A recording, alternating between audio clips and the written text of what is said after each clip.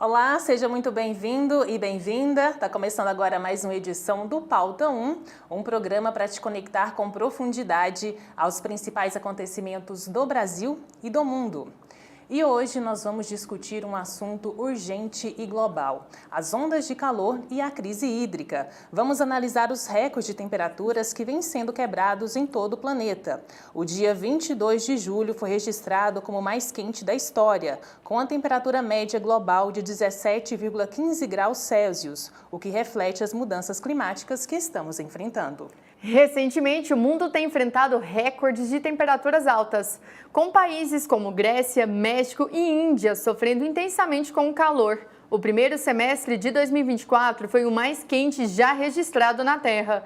Vamos ver como as ondas de calor estão afetando a vida das pessoas, os desafios enfrentados pelas cidades e as medidas de adaptação necessárias. Os recordes de temperatura em 2024 têm provocado impactos significativos ao redor do mundo. Vamos entender como a temperatura média global tem se comportado em relação aos anos anteriores e as previsões dos cientistas para os próximos meses. No Brasil, a crise hídrica é uma preocupação crescente e vamos abordar as principais causas, as ações governamentais e não governamentais em curso e o impacto nas fontes de energia. Para falar então sobre esse assunto, nós recebemos aqui no Pauta 1 o Carlos Bocuí, ele que é presidente do PROAM, o Instituto Brasileiro de Proteção Ambiental. Carlos, muito obrigada pela disponibilidade de estar aqui com a gente, é um prazer receber você novamente aqui no Pauta 1. É um prazer estar aqui.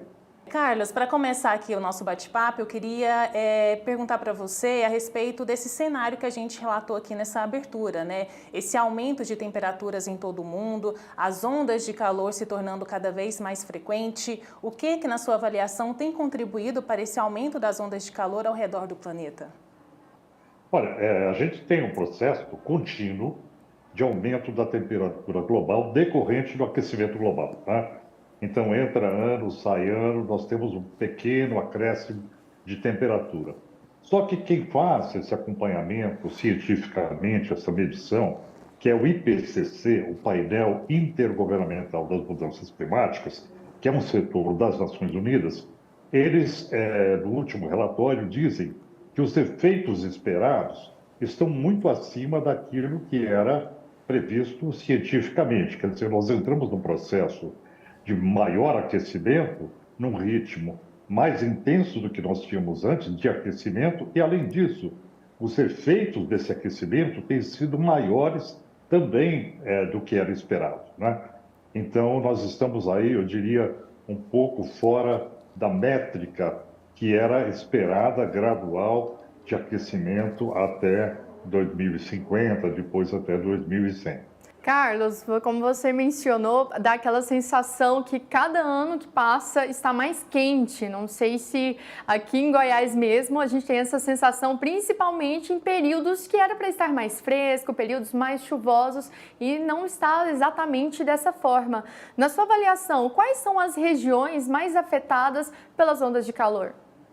Olha, nós temos um efeito que é o efeito que se sobrepõe ao aquecimento global, que é contínuo, gradual, que é o efeito do El Niño, né? O El Niño é o aquecimento das águas do Pacífico que leva a uma alteração das áreas continentais, como, por exemplo, o Brasil sofreu bastante no ano passado com os efeitos do El Niño, né? Então, essa somatória, né, essa sinergia entre dois elementos que se apresentaram no último ano, ela é motivo dessa intensificação do aquecimento que nós estamos sentindo, né? E você tem mais um elemento aí, que é a falta de chuva, né? A extrema secura, que é um elemento que ocorre nesse processo quando não vem as chuvas no período de verão, principalmente na região da Amazônia, que a Amazônia faz uma transposição de umidade para toda a área continental, né? Então, o que explica essa situação, eu diria, fora do normal, né, acima do normal, é isso, é a sinergia entre o aquecimento global e ainda algumas condições que são condições climáticas sazonais que acontecem, como, por exemplo, seca, né, ausência de chuva. Então, isso explica a intensificação do calor. E aí nós temos que entender que o efeito El Niño, que ocorria alternado com Laninha, né? Hoje ele é muito mais intenso. Então nós temos, por conta do aquecimento global, um super El Niño, um super Laninha, né? Então essa alteração das águas do Pacífico, que interfere no clima de todo o planeta, ela também está se intensificando, o que explica esse calor extremo que nós estamos sentindo na América do Sul. Foi sentido bastante o ano passado, esse ano também, e na Europa, né, no hemisfério norte, nos Estados Unidos, na Índia e outros países, onde você tem uma grande diferença com relação aos anos anteriores, né? Ou seja, é um ritmo de aquecimento muito acima do que nós esperávamos, né? E nesse ritmo bastante acelerado, como o senhor explica aqui a nós, ainda nesse ponto de vista introdutório, Carlos, a ciência também precisa se adaptar para essas medições? Pelo seguinte aspecto, pergunto isso. Tem sido cada vez mais comum nós abrirmos aí os portais de notícia, ler os jornais com a seguinte colocação. O mês de julho, por exemplo, foi o mês mais quente da história, o mês de maio, o mês de agosto de 2023, enfim, a gente vai lendo com cada vez mais frequência esse tipo de notícia. A ciência também precisa se adaptar para essas medições? Essa sua pergunta é muito interessante, porque de fato nós temos sempre algo novo, né? Assim, está mais quente do que ontem, está mais quente do que o ano passado. Nós estamos batendo recordes sucessivos, né? Isso tem uma explicação. A questão climática, ela lança o clima numa situação inusitada, onde a série histórica, aquilo que no passado foi referência de temperatura, não serve mais. Então, a gente não pode mais se referir aos últimos 50 anos dizendo, olha, a máxima histórica de temperatura foi X, então nós não vamos ultrapassar isso, vai se repetir. Não é mais assim. Nós estamos diante do novo, tá? É uma situação nova. A isso se dá o nome, é até interessante, de incerteza radical. Incerteza porque você não sabe ao certo o que virá e vai ser pior, de fato, porque você tem um aquecimento global contínuo. E, por outro lado, essa incerteza ela é radical, porque não tem série histórica. Isso que você me pergunta, né? O que era noticiado antes, não tem série histórica que sirva de base para esse aquecimento, né? Então, de fato, nós fomos lançados como humanidade para um patamar que é inusitado. Então, nós vamos ter que lidar com isso. E respondendo à sua pergunta, a ciência vai ter que se preparar, né? Inclusive com capacidade de climatologia, de prever eventos extremos com muito mais acuidade do que ela previa antes, porque disso depende, inclusive, a segurança de populações diante de eventos extremos, né? E Carlos, agora falando um pouco dessa realidade que acontece não só aqui no Brasil, de calor extremo, mas ao redor do mundo. Como que as outras cidades, elas têm se adaptado para conseguir lidar com essas ondas de calor? Você pode dizer para a gente quais estratégias estão sendo utilizadas, né, para mitigar essa situação, esse cenário? Olha, um bom exemplo comparativo é a França, né? Os franceses, eles estão, por uma questão de aceitação política do pior cenário possível, apontado pelo IPCC, que seria de 3,5 a 4 graus para 2100, a França passou a fazer um programa de adaptação muito consistente. Então, a cidade de Paris está, por exemplo, desenvolvendo projetos de canalização de água do rio Sena para que passe pelas residências, fazendo um processo de resfriamento das residências, assim como você tem aquecimento, onde você aquece a água e ela aquece o ambiente, né? Outra questão é o mapeamento geomorfológico da cidade, saber onde você tem concentração de populações mais vulneráveis, se você tem hospital próximo, se você tem possibilidade de relocar populações em caso de eventos extremos, de calor extremo. locais de abrigo para populações, não é? Locais de resfriamento, o que já é adotado em algumas cidades. Então, eu diria que hoje o Plano de Paris de Adaptação Climática, ele é um exemplo, porque ele tenta fazer um mapeamento, inclusive, de vulnerabilidade, quais são as áreas mais vulneráveis com relação à população mais idosa, enfim, e aí eles colocam em ação um plano que é um plano de atenção, né? É um plano não diria como defesa civil, mas é um plano mais voltado à assistência social. Por exemplo, França e Itália, quando você tem períodos de calor extremo, as pessoas mais idosas não saem à rua para se proteger, porque o calor é extremo e vai realmente afetar a saúde e colocar em risco a saúde das pessoas. Então, as pessoas se mantêm em casa e aí ficam sem assistência no sentido de ter suprimento, ter água, ter elementos que possam garantir a sua subsistência. E aí, a assistência social, ela ganha um novo recorte, que não é o recorte só de situações indesejadas, extremas, mas sim de episódios de calor, onde a assistência social passa a oferecer uma prestação de serviços de atendimento a essas populações mais vulneráveis, né? Quer dizer, o processo de adaptação é um processo amplo. Ele passa por obras, né, de caráter físico, de reordenamento territorial, planos diretores, arborização de cidades e também de atendimento aos mais vulneráveis. Carlos, é um processo amplo, você acabou de dizer, mas você acha que seria viável uma alternativa similar como essa na França para as cidades brasileiras, né? Que lições nós aqui do Brasil podemos tirar dos franceses?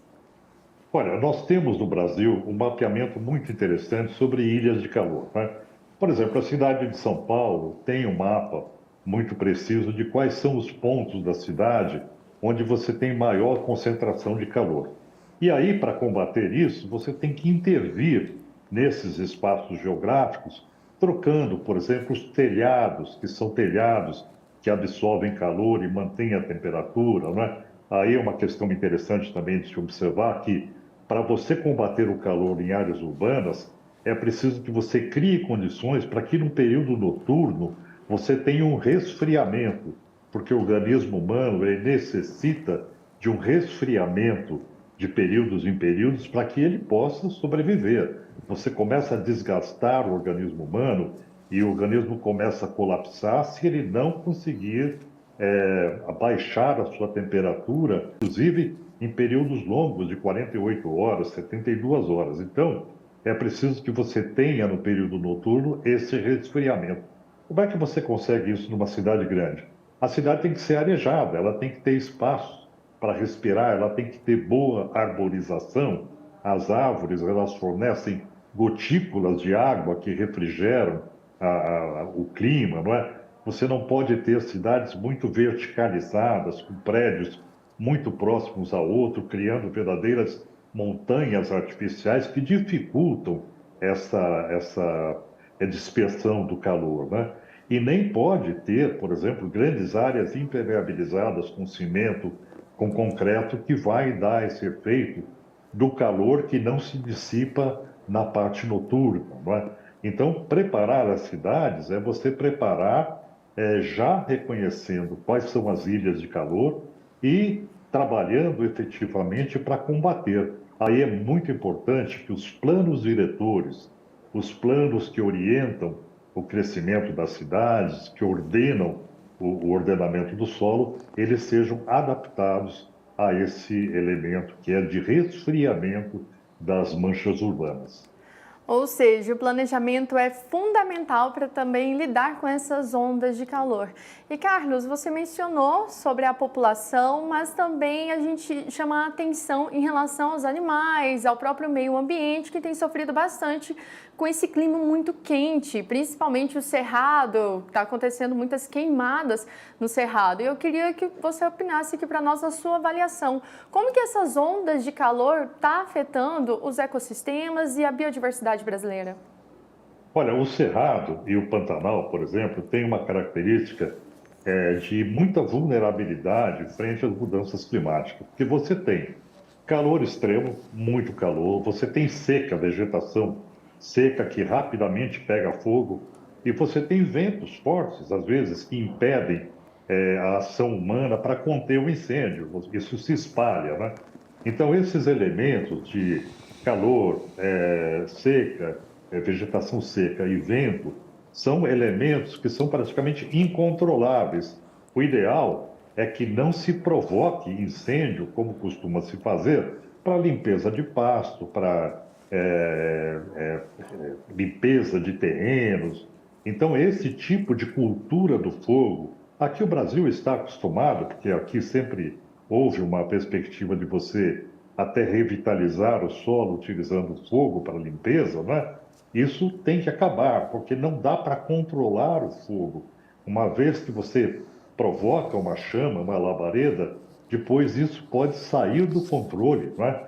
Como as imagens mostram aí, às vezes um toco de cigarro, uma bituca de cigarro, né? Jogada à margem da estrada, provoca um incêndio.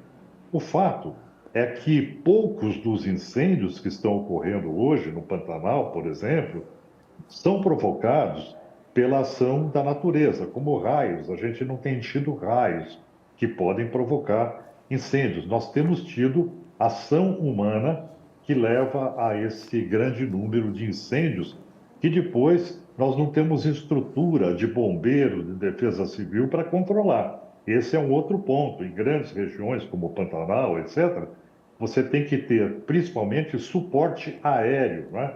Ou seja, você tem que ter pessoal, você tem que ter tecnologia, tem que ter equipamento para fazer esse combate. E o melhor, o mais interessante é que você possa fazer isso de forma antecipada, que você possa ter ações preventivas, principalmente por mapeamento satélite, onde você pode chegar em tempo real às áreas de incêndio antes que ele se espalhe muito, né?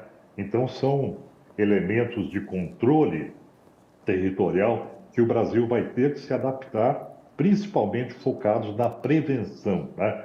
Não permitir que isso aconteça. E, respondendo sobre os animais são vitimados. Mesmo aqueles que conseguem correr, que conseguem escapar, que não é o caso, por exemplo, de répteis, é o caso de pássaros. Por outro lado, os ninhos ficam, né? Os ninhários. Então, há uma grande perda de biodiversidade sempre que ocorre um incêndio, porque nem todos os animais podem fugir das labaredas. Eu queria retomar no ponto sobre as ilhas de calor. E aqui, para a preparação do programa, Carlos, tive a oportunidade de ler alguns de seus artigos que tratam sobre isso, o desafio que o senhor cita para as metrópoles brasileiras, como o senhor já respondeu aqui para nós nessa primeira parte do programa. Mas eu queria aqui o seu auxílio para nos ajudar a diferenciar duas questões. Logo aqui na abertura do programa, o senhor trouxe uma explicação mais ampla, mais global, falando sobre os efeitos do El Niño, por exemplo, para diferentes regiões do planeta. Em outro momento, o senhor destacou o efeito do microclima, né, a respeito das ilhas de calor, as construções, as cidades.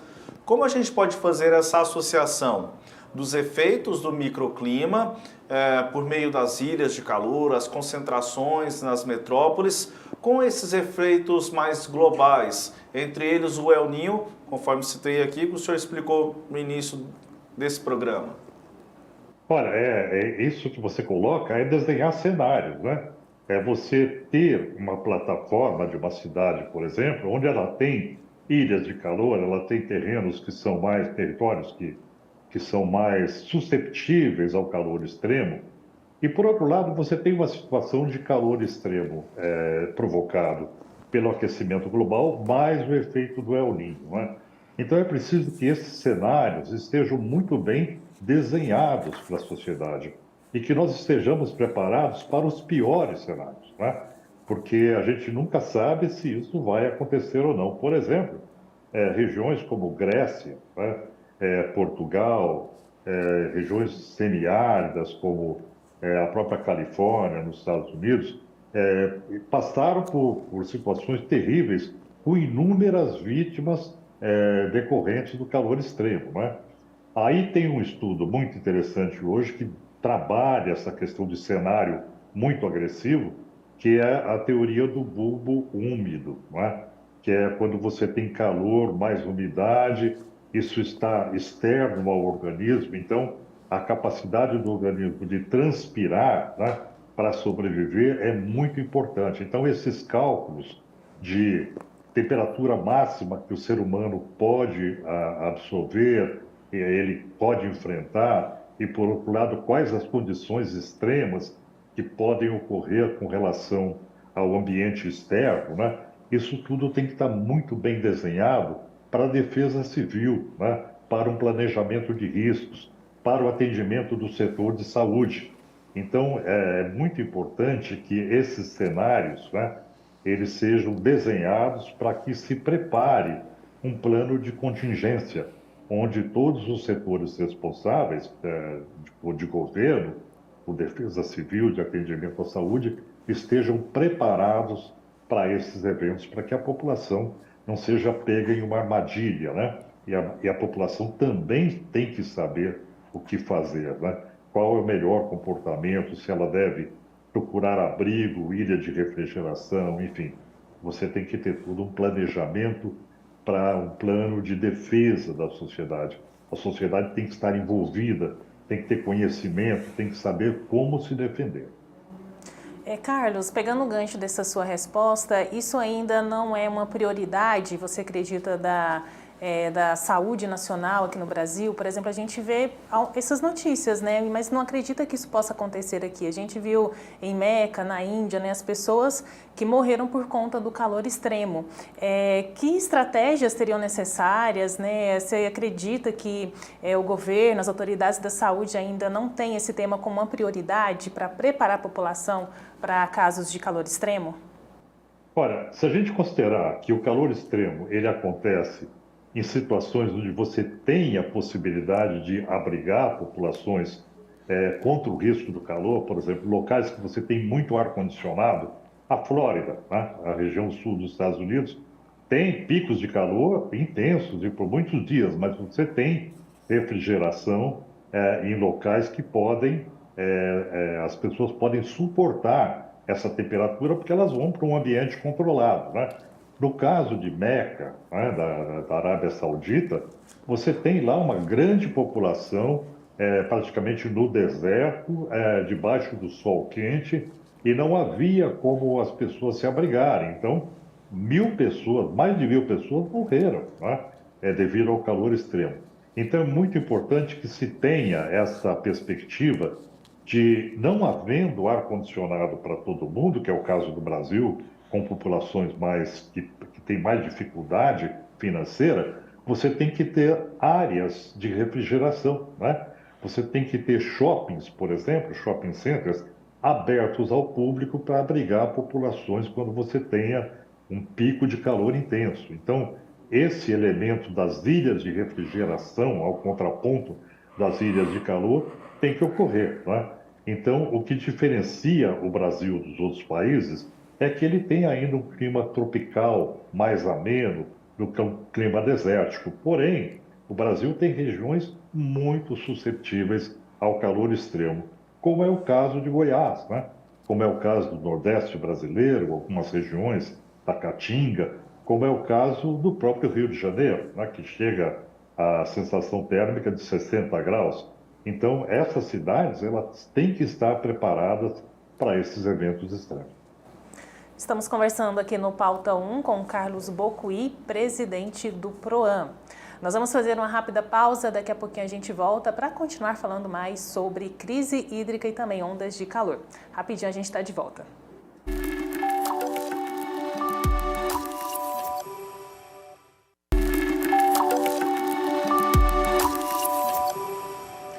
Estamos de volta com o Pauta 1. Hoje a gente está falando sobre ondas de calor e crise hídrica, conversando com o Carlos Bocuí, presidente do PROAM.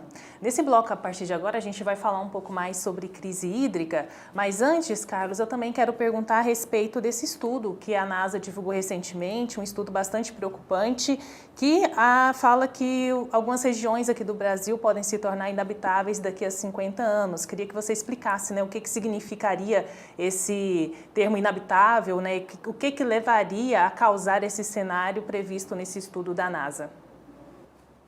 Bom, esse estudo da NASA, ele é muito interessante, porque ele leva em consideração aquilo que eu já disse aqui, é a capacidade do organismo humano sobreviver, né?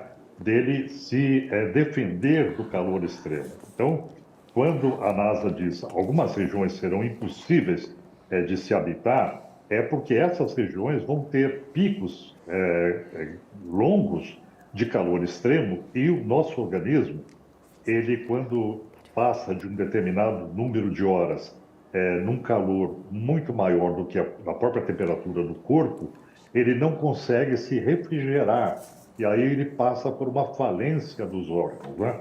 Então o estudo da NASA leva em consideração essa perspectiva de capacidade humana de refrigeração ou não, né? Esse estudo é muito interessante, ele usa um sistema chamado bulbo úmido, que compara a temperatura interna do organismo, a temperatura externa e a umidade externa, tá? E aí, quando você tem muita umidade, além do calor ser maior que o organismo humano internamente, o calor ele também é úmido fora. Então, o organismo fica com dificuldade de transpirar, o que daria a capacidade do organismo se equilibrar e refrigerar, né? A transpiração, ela permite a baixa da temperatura no nosso organismo. Então, em situações de extremo calor e umidade, as pessoas ficam muito vulneráveis a um processo de colapso, né, do organismo se passar muito tempo em áreas sem capacidade de refrigeração. Então a NASA diz isso, né? O Brasil pode ter em determinadas regiões esses períodos de pico de calor muito intensos por muito tempo, e isso impossibilitaria a vida humana. Qual é a saída para isso?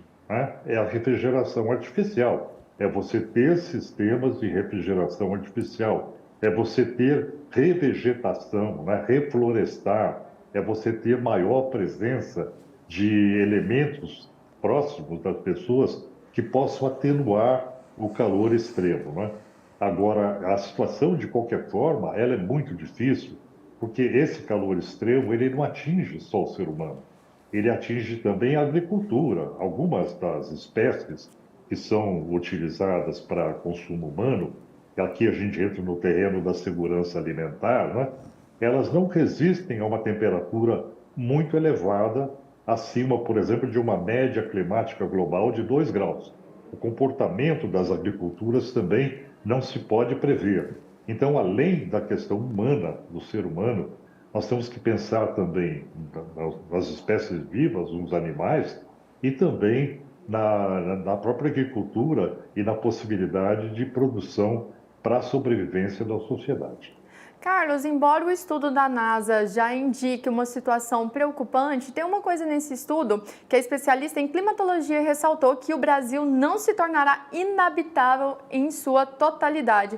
Você pode comentar aqui pra gente o que isso significa e como isso também pode afetar o nosso país? Olha, se nós olharmos lá para trás, década de 90, quando o Brasil começou a discutir sobre desertificação, né? Isso foi na Conferência Rio 92, que foi o primeiro tratado de desertificação que surgiu também junto com mudanças climáticas e proteção da biodiversidade. Lá já se previa que algumas áreas do mundo, não só do Brasil, seriam desertificadas. Então você tem algumas áreas que são muito propícias à desertificação, ou seja, o desaparecimento das condições que possibilitam a vida. Isso acontece na Caatinga, né, no Nordeste brasileiro, acontece na região do Centro-Oeste, no Cerrado, que tem muitas áreas propícias a isso, até no estado de São Paulo isso acontece, né?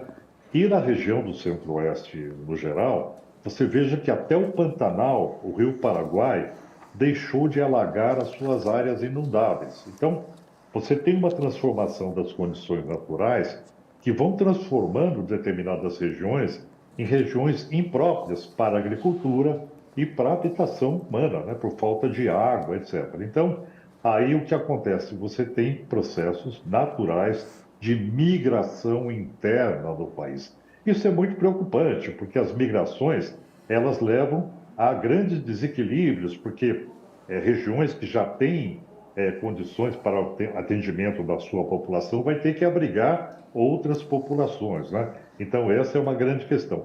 Então, algumas áreas do Brasil, como o estudo diz, elas serão mais propícias. Por exemplo, o sul do Brasil, ele não vai ser tão quente e ele não vai ser também tão desertificado, não é?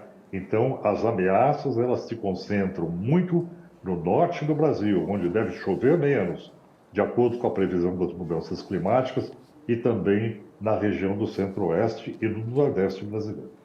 Na sua explicação, eu me recordava aqui do período de enchentes no sul do país, cerca de 3 meses. E aqui na região central do Brasil havia a ocorrência de uma forte onda de calor, um bloqueio aqui de calor na nossa região que impedia aquela massa se movimentar do sul e essa concentração lá de chuvas, né, tão intensa como a gente viu. Esses fenômenos, eles tendem a ser mais intensos e mais frequentes? Veja que interessante, você tem fenômenos que acontecem ao mesmo tempo contraditórios, né? Você tem uma seca intensa na região centro-oeste, por outro lado, o Rio Grande do Sul inunda, alaga. Por que isso aconteceu? Porque o bloqueio do calor extremo que estava ocorrendo na região do centro-oeste fez com que os rios voadores da Amazônia, a transposição de umidade da Amazônia para o continente, ela não acontecesse. Ela correu pelos Andes e entrou pela Argentina diretamente no Rio Grande do Sul.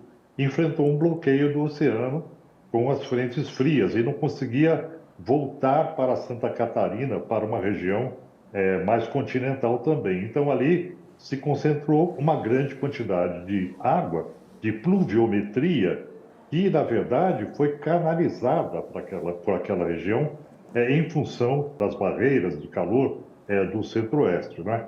Então é interessante verificar que você tem uma intempestividade que é inerente às mudanças climáticas, calor extremo, chuva extremas, né? E até situações no mundo, como por exemplo, de uma seca extrema depois de um inverno de 40 graus negativos devido à própria seca extrema. Isso acontece, por exemplo, na Mongólia. Então, esse enlouquecimento climático se deve a esse desequilíbrio que é o próprio aquecimento global, né? Que leva a uma série de efeitos que muitas vezes parecem ser completamente antagônicos. E o Brasil foi cenário disso, né? A situação esse ano da seca no centro-oeste e da extrema chuva no Rio Grande do Sul demonstra claramente esse desequilíbrio. Já falando um pouco então de seca, Carlos, de crise hídrica, né? De que maneira as políticas de gestão de água elas precisam evoluir para conseguir enfrentar esses desafios impostos pelo calor extremo, né? Pelas ondas de calor? Como essas políticas ainda precisam evoluir diante desse cenário? Olha, a conservação dos recursos hídricos é fundamental, né? É fundamental. Hoje você tem uma Agência Nacional de Águas, a ANA, que ela está deslocada da área ambiental para o Ministério de Gestão Territorial, né? Então aí você tem alguma coisa de competência na área política que deve ser transformada para maior eficiência. Um outro elemento que tem que se pensar é no plantio imediato de florestas, né? Água nasce de floresta. Quando você tem o solo úmido, o solo absorve a chuva e depois continua levando a água para a superfície dos lençóis de profundidade, mesmo quando não chove. Então você tem uma permanente fonte de abastecimento de rios, represas, etc. Então é preciso você fazer essa associação entre as árvores, né, a vegetação e a produção hídrica, né? E normalmente o que nós temos no Brasil é a diminuição das florestas e a perda constante de produção hídrica decorrente desse ressecamento do solo, da desertificação, né? Então, o Brasil tem que entrar num programa muito forte, muito vigoroso, de replantio de água, né? Replantio de florestas para produzir água. Esse é um elemento fundamental se nós quisermos manter o equilíbrio climático. Além disso, como então a sociedade, né, nós os civis, mas também as empresas privadas podem contribuir então para uma transição energética mais sustentável aqui para o Brasil? É muito interessante essa pergunta, porque a transição energética, ela envolve vários aspectos. O primeiro é o consumo de energia, né? É a busca de energia limpa, iniciativas particulares de instalação de painéis, né? Painéis solares, é muito bem-vinda, porque você tem uma maior autossuficiência na geração de energia, né? Estimular, através das pessoas, através das indústrias, das empresas, o plantio de árvores para revegetar regiões e produzir mais água, né? Quer dizer, o fomento, através aí do incentivo ao replantio, né, dessas áreas. As áreas particulares, agrícolas, principalmente no Brasil, uma grande parte dessas propriedades rurais, elas não têm a reserva legal, elas não plantaram a reserva legal, elas desmataram a totalidade dos terrenos e deixaram de proteger aquilo que é de importância ambiental, social e obrigatória por lei, né? E o Brasil, ele deve se afastar do petróleo e do gás, né, que é nocivo para a questão climática, e deve se aproximar muito mais das iniciativas de energias limpas. E o PAC, o Plano de Crescimento lançado pelo Brasil no ano passado, ele destina 61% de energia para a energia de petróleo, energia suja, e apenas uma menor parte para a energia limpa. Então, o próprio governo tem que rever também os seus investimentos, porque os investimentos do governo sinalizam para a iniciativa privada qual é o caminho a seguir, né? Então, o governo deve dar o exemplo e deve aportar recurso para que o fluxo financeiro caminhe no sentido da sustentabilidade e não da insustentabilidade. E nesse aspecto de planejamento governamental, não só o Brasil, mas aqui trazendo para o nosso contexto regional, de que forma, Carlos, que a gente precisa se preparar melhor para fazer essa transição energética e, ao mesmo tempo, conter os efeitos de tantas mudanças climáticas? É muito interessante falar de energia no Brasil, né? Se você pegar o setor que faz a orientação dos sistemas de barragens e tal, você vê que não tem lá um conselho que seja de participação da sociedade civil.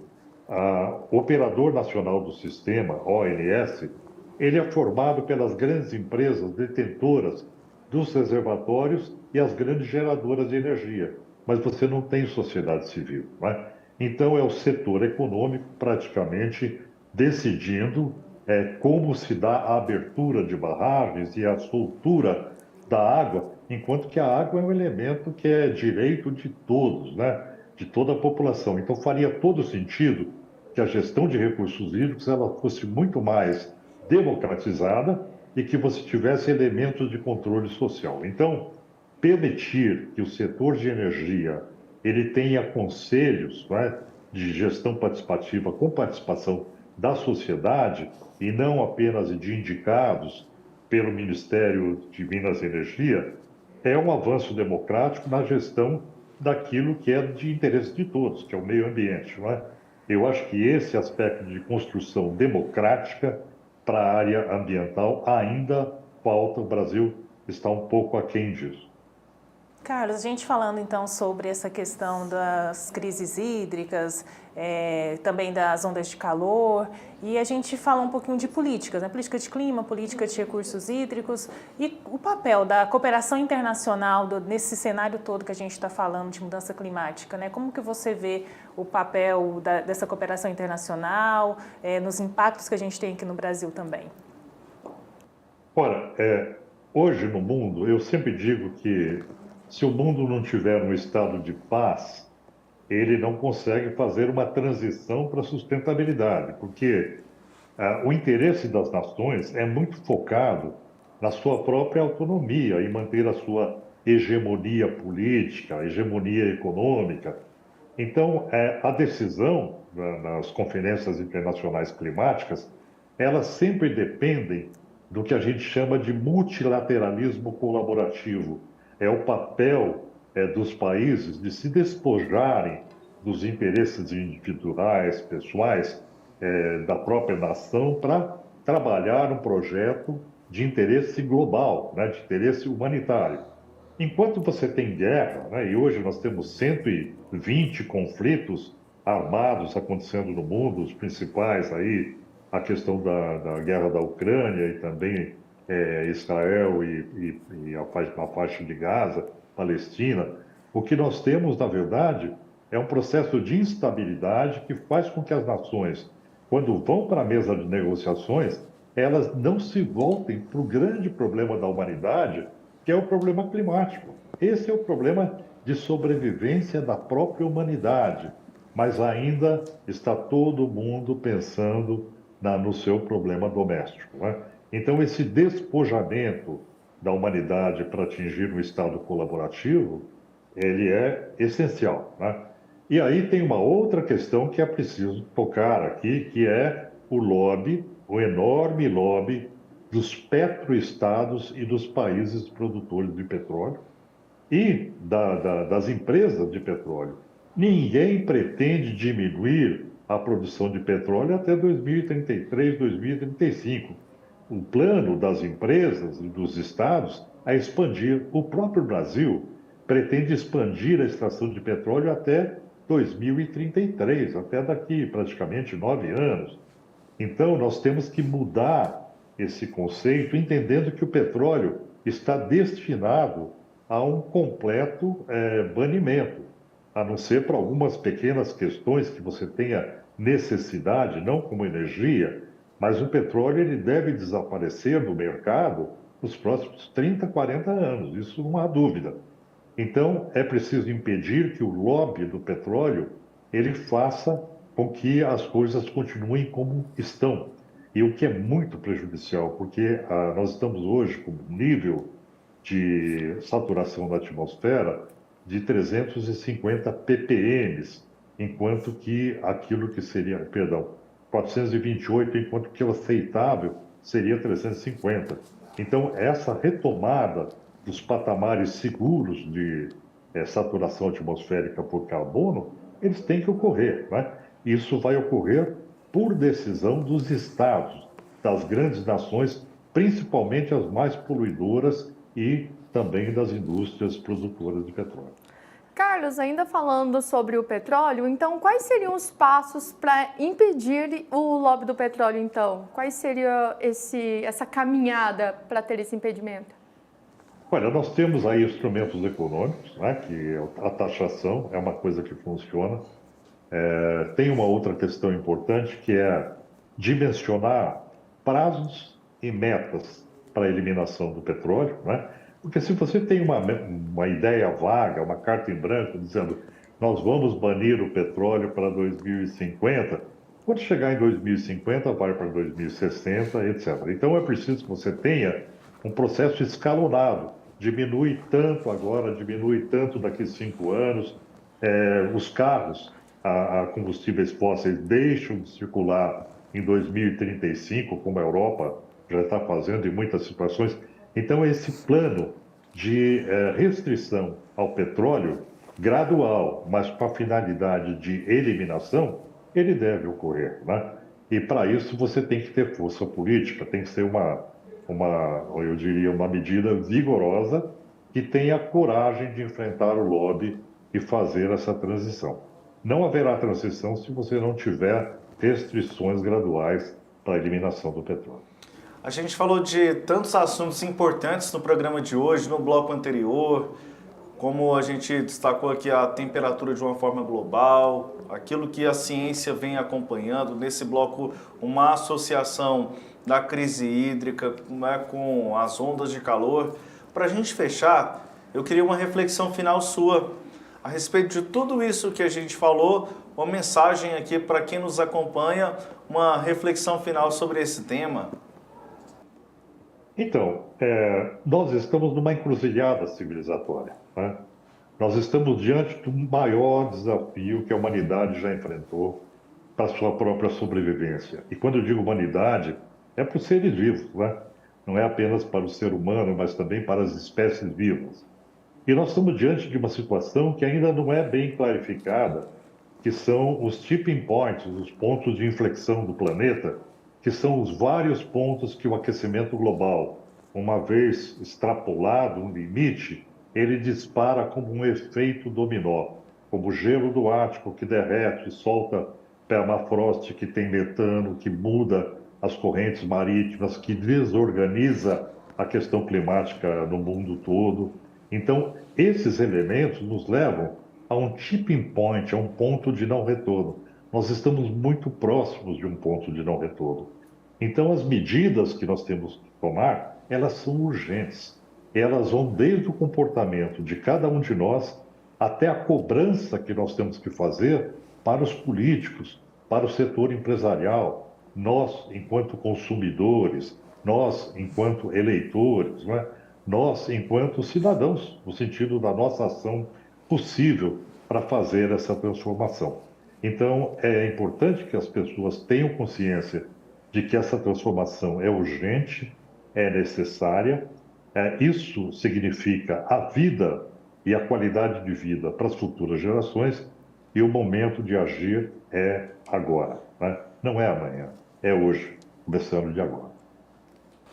Carlos Bocuí, presidente do Instituto Brasileiro de Proteção Ambiental, PROAM, muito obrigada pela presença com a gente, por essa conversa tão importante sobre meio ambiente, ondas de calor, né, recursos hídricos, futuro da humanidade de maneira geral. Muito obrigada, Carlos. Até a próxima. Eu que agradeço e parabenizo a Sagres pela atenção que tem dado para a questão ambiental, que é tão importante para todos nós, né? E assim nós chegamos ao final de mais uma edição aqui do Pauta 1, mas queremos continuar essa conversa com você lá no nosso Instagram, @sistemasagres_. Por lá você pode fazer a sua sugestão de pauta para o nosso próximo programa. Muito obrigada pela companhia e até a próxima.